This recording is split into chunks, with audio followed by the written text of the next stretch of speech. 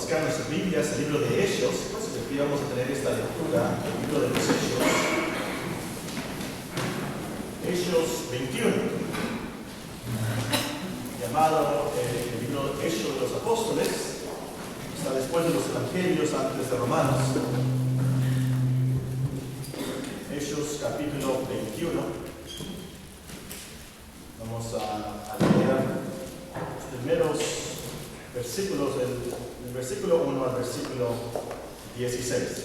Hechos capítulo 21, el versículo 1 al 16, y luego, permaneciendo en pie, vamos a hacer una oración al Señor. Lucas se incluye aquí y dice: después de separarnos de ellos, zarpamos y fuimos con rumbo directo a Cos, y al día siguiente a Rodas y de allí a Patara. Hallando un barco que pasaba a Fenicia, nos embarcamos y zarpamos. Al avistar Chipre, dejando la mano izquierda, navegamos a Siria y arribamos a Tiro, porque el barco había de descargar allí. Y hallados los discípulos, nos quedamos allí 7 días, y ellos decían a Pablo por el Espíritu que no subiese a Jerusalén. Cumplidos aquellos días, salimos, acompañándonos todos con sus mujeres e hijos, hasta fuera de la ciudad, y puesto de rodillas en la playa, oramos. Y abrazándonos los unos a los otros, subimos al barco, y ellos se volvieron a sus casas. Nosotros completamos la navegación, saliendo de Tiro y arribando a Tolemaida, y habiendo saludado a los hermanos, nos quedamos con ellos un día. Al otro día, saliendo Pablo y los que con él estábamos, fuimos a Cesarea. Entrando en casa de Felipe el evangelista, que era uno de los 7, posamos con él. Él tenía 4 hijas doncellas que profetizaban. Y permaneciendo nosotros allí algunos días, descendió de Judea un profeta llamado Gabo, quien viniendo a vernos tomó el cinto de Pablo y atándole los pies y las manos dijo: esto dice el Espíritu Santo, así atarán los judíos en Jerusalén al varón de quien es este cinto, le entregarán en manos de los gentiles. Al oír esto, le rogamos nosotros y los de aquel lugar que no subiese a Jerusalén. Entonces Pablo respondió: ¿qué hacéis llorando y quebrantándome el corazón? Porque yo estoy dispuesto no solo a ser atado, mas aún a morir en Jerusalén por el nombre del Señor Jesús. Y como no le pudimos persuadir, desistimos, diciendo: hágase la voluntad del Señor. Después de esos días, hechos ya los preparativos, subimos a Jerusalén. Vinieron también con nosotros de Cesarea algunos de los discípulos, trayendo consigo a uno llamado Naasón de Chipre, discípulo antiguo, con quien nos hospedaríamos. Hasta aquí en las Sagradas Escrituras. Vamos a orar. Pido una vez más a su hermano David Josué. Gracias tan amable de quienes en esta oración. Señor, gracias te damos una vez más por este tiempo. Suplicamos, Padre, tu ayuda y tu bendición. Ahora, prepara nuestras mentes, nuestros corazones para recibir tu palabra. Danos, como dice tu palabra, oídos para oír.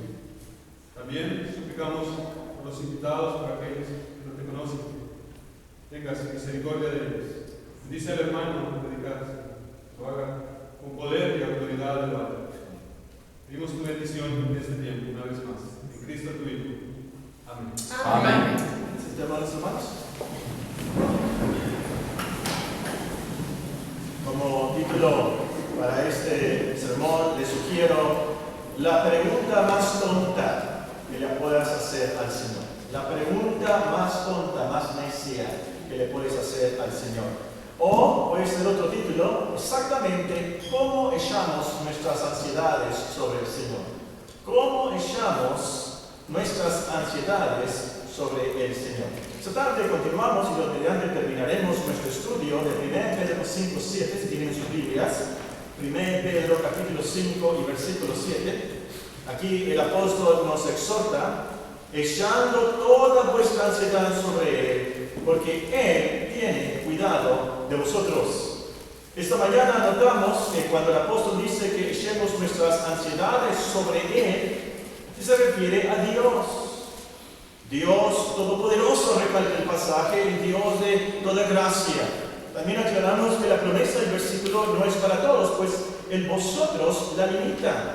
Descubrimos que el vosotros en este libro, en Pedro, se refiere a personas escogidas por Dios, personas que antes la llevaban en borracheras, lascivias, orgías y abominables idolatrías, dice San Pedro en el capítulo 4, pero se han arrepentido convertido, han cambiado, Dios los ha transformado y ahora quieren ser santos porque Dios es santo. Se esfuerzan por ser y hacer buenas obras. Personas que, dice el capítulo 1, invocan a Dios por Padre Celestial y para quienes Cristo es precioso, dice el capítulo 2. Entonces, esta promesa de 1 Pedro 5:7 es para cristianos genuinos, no cristianos de boquilla, hipócritas.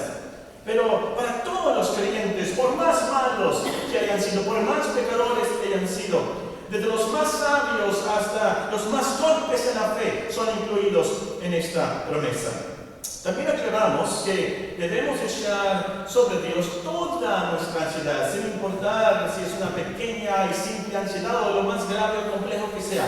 Toda ansiedad debemos echar sobre el Señor, pero que sea una ansiedad bíblica o natural, o mejor dicho, que no sea ilegal o antibíblica. Un robancos está en un hotel de paso, muy ansioso, nervioso porque lo acaba de descubrir, su foto está en el periódico y puede echar esa ansiedad a Dios. Se ha robado un banco, por supuesto que no. No debemos orar por ansiedades causadas por nuestra codicia, nuestra soberbia, una ansiedad de yo quisiera tener un Mercedes-Benz rojo convertible y tener esa. Por supuesto que no podemos tener esa sobre Dios, esa ansiedad de lujos y cosas que realmente no necesitamos. Y también subrayamos que hay ansiedades causadas por enfermedades.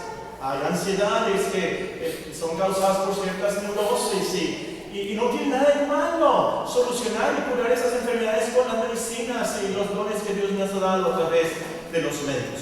Muy bien, nos quedamos aquí en la segunda frase, y aquí en esta segunda frase el apóstol nos anima a echar nuestra ansiedad sobre Él. Nos dice, porque Él tiene cuidado de vosotros. Echando toda vuestra ansiedad sobre Él, porque Él tiene cuidado de vosotros. Una vez más, Él, porque Él se refiere obviamente a Dios Todopoderoso, el Dios de la Biblia, el Dios de toda gracia, es el que tiene cuidado de nosotros. Y como vimos en esta mañana, entre más reconozcas que tan poderoso y misericordioso es Dios, entonces menos ansiedades tendrás.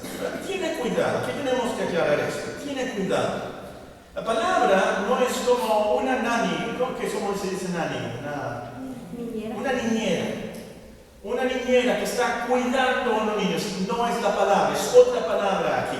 No se trata de esa acción de supervisar y ver y guardar con seguridad a alguien. Es mucho más que eso. La palabra realmente trata de un amor personal.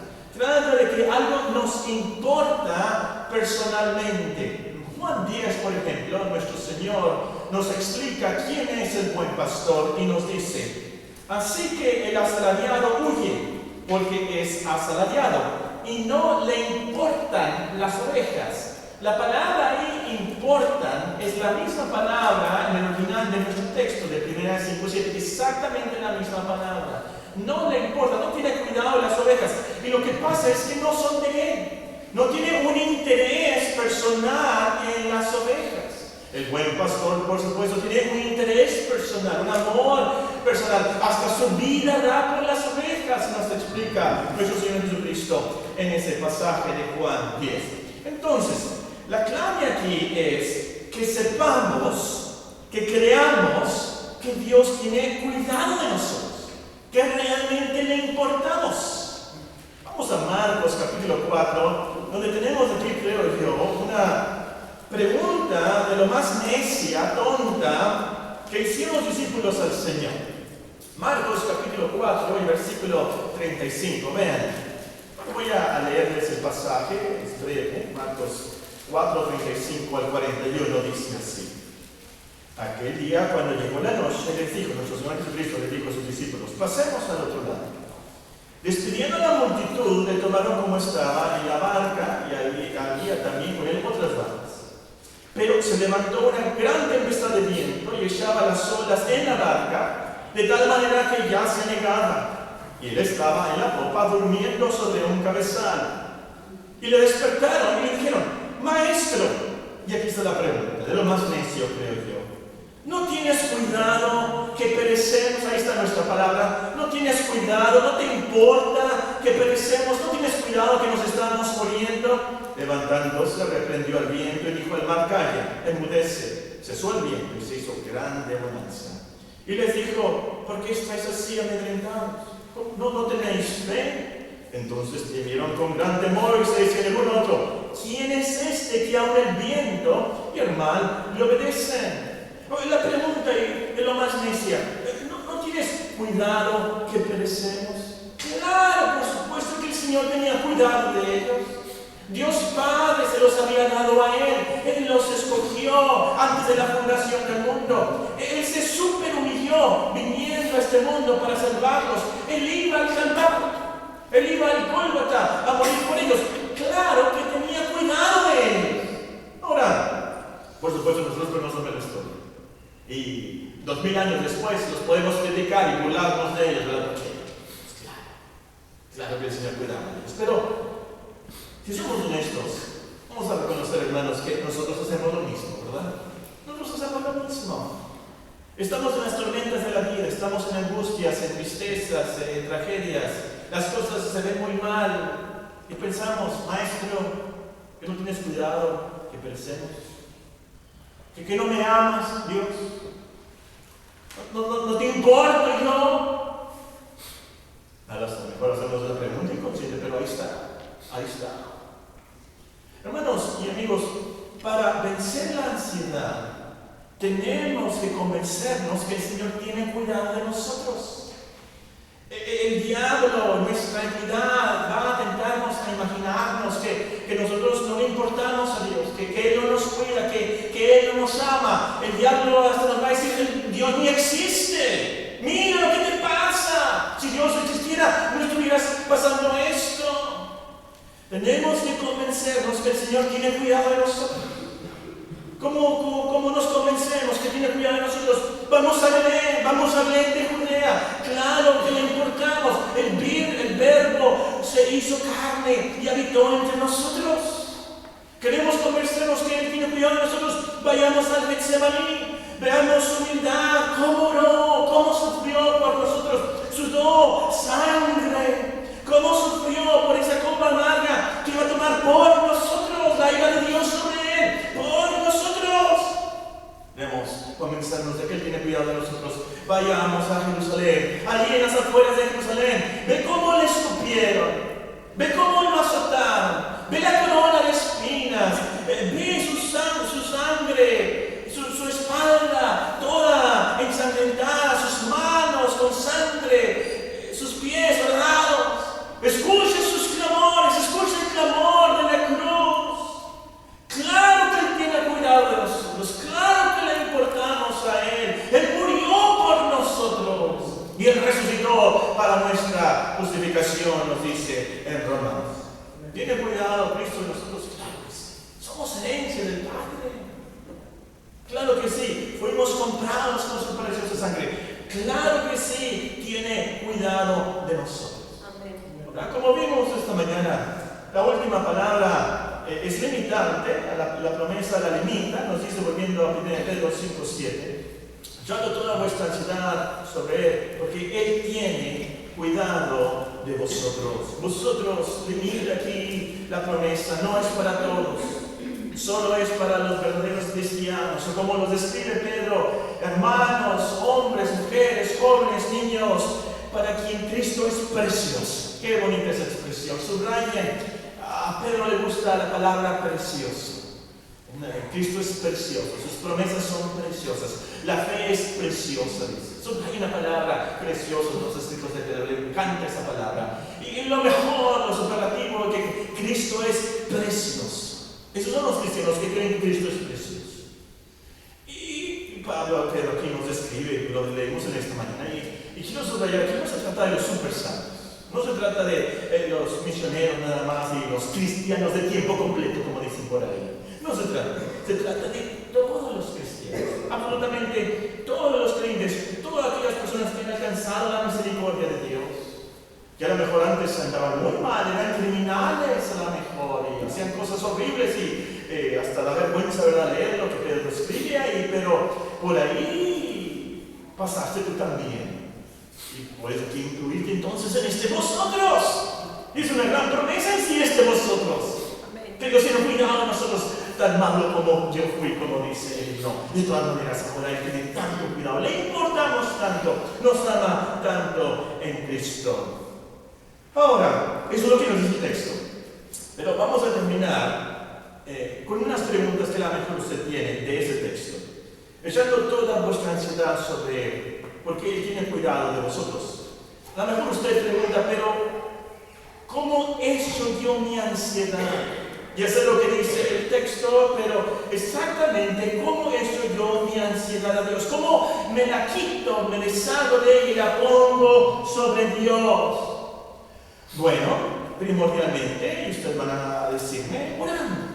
Por supuesto, orando, le decimos a Dios sobre nuestra ansiedad, le pedimos a Dios sobre ese dilema, esa tristeza, ese dolor.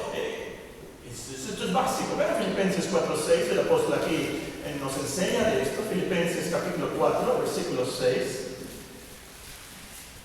Libro de Filipenses, un poquito antes. Las cartas del apóstol nos dice, capítulo 4, versículo 6. Por nada estéis afanosos. ¿Qué debemos de hacer? Sean conocidas vuestras peticiones delante de Dios en toda oración y ruego, con acción de gracias. Y la paz de Dios, que sobrepasa todo entendimiento, guardará vuestros corazones y vuestros pensamientos en Cristo Jesús. Ahí pongan un separador y vamos a volver a ese texto, a esos versículos. Esto es lo más básico. Oramos y así derramamos nuestro corazón a Dios, derramamos nuestras lágrimas a Dios, le decimos, este es mi problema, esta es mi tristeza, mi angustia del alma, mi deuda, esto es lo que oramos a Dios. Ora, si no sabes orar, entonces aprende. Eso es lo más básico. Dile al Señor que no sabes orar, tú quisieras aprender a orar. Ven en los tiempos de oración y escucha cómo oran otros hermanos, así vas a aprender a orar. O ora los salmos. Muchos de los salmos van a tener los mismos sentimientos que tú tienes en el alma. Vas a escuchar de David cosas que piensas, ¿cómo puede un cristiano decir esto? David dijo esto, y esto es lo que siento yo, y me da vergüenza decir de la gente, pero esto es lo que siento yo. Y vas a encontrarte muchos salmos con las mismas tragedias y tristezas, de traiciones y cosas, dilemas que tenía el salmista que puedes tener en tu vida. Ora los salmos. La semana antepasada, creo yo, leí un teólogo del siglo XVII, estoy leyendo sus tomos, ha sido traducido del lenguaje que hablaban en el siglo XVII, más o menos en lo que ahora es Bélgica. Bueno, el caso es que me lo regalaron y hace mucho que tenía ganas de leer estos libros, muy práctico este autor, muy diferente. Bueno, el caso es que uno de sus consejos es, si no sabes orar, este es el consejo que dio, si no sabes orar, entonces cásate o hazte un marinero. Ese fue el consejo, ¿verdad?, de este autor. Si no sabes orar, entonces cásate o hazte un marinero. Y me puse a pensar, pues obviamente, haciéndose un marinero, es los tiempos del siglo XVII sobre todo, ¿verdad? Uno aprendía a orar en las tormentas, en los peligros, no había radares y cosas así en ese tiempo que podían evitar. Ser un marinero era tener que ser uno muy valiente y uno aprendió a orar porque aprendía a orar, a invocar el nombre de Dios, de verdad. Los salmos nos hablan de eso también. Pero me puse a pensar, ¿cómo es que el autor dice que para aprender a orar es bueno casarse?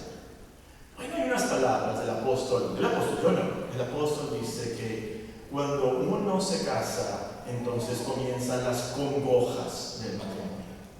Congojas. A lo mejor algún día predicamos sobre ese versículo, las congojas del matrimonio. No en una boda, no lo voy a predicar en una boda, no me comenten. Pero ¿de qué se trata eso? Las congojas del matrimonio. No hay necesidades, tiene muchas responsabilidades. Antes un pecador vivía solo, pero en el matrimonio dos pecadores juntos viven. Ahora hay muchas fricciones y tentaciones y problemas que el diablo trata de destruir la familia en la casa. Muchas congojas y tristezas con los niños, los bebés. Semana pasada, supe que en la escuela de Raquel, una de sus alumnas, le diagnosticaron con leucemia. Y yo sé y me imagino a los padres cuando el doctor les dice a esa niña de 4 o 5 años,